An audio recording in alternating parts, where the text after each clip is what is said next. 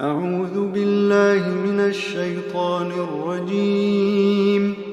بسم الله الرحمن الرحيم.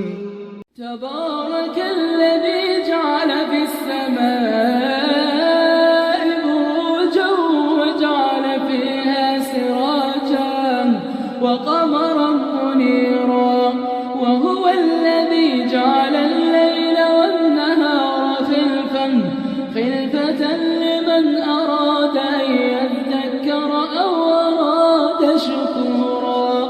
وعباد الرحمن الذين يمشون على الأرض هونا وإذا خاطبهم الجاهلون قالوا سلاما، والذين يبيتون لربهم سجدا وقياما، والذين يقولون ربنا اصرف عنا عذاب جهنم إن عذابها كان غراما إنها ساءت مستقرا ومقاما، والذين إذا أنفقوا لم يسرفوا ولم يقتروا وكان بين ذلك قواما، والذين لا يدعون مع الله إلها آخر ولا يقتلون النفس التي حرم الله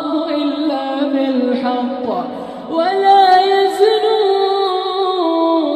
ومن يفعل ذلك يلقى أثاما يضاعف له العذاب يوم القيامة ويخلد فيه مهانا إلا من تاب وآمن وعمل عملا صالحا فأولئك يبدل الله سيئاتهم حسنات وكان الله غفورا رحيما.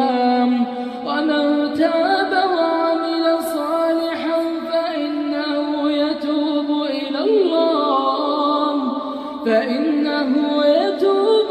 الله متابا، والذين لا يشهدون الزور وإذا مروا باللغو مروا كراما، والذين إذا ذكروا بآيات ربهم لم يخروا عليها صما وعميانا، والذين يقولون ربنا هب لنا من أزواجنا وذرياتنا قرة أعين واجعلنا للمتقين إماما.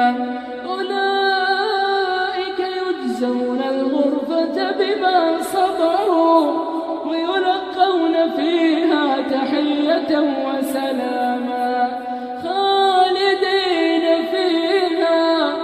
خالدين فيها حسنت مستقرا ومقاما.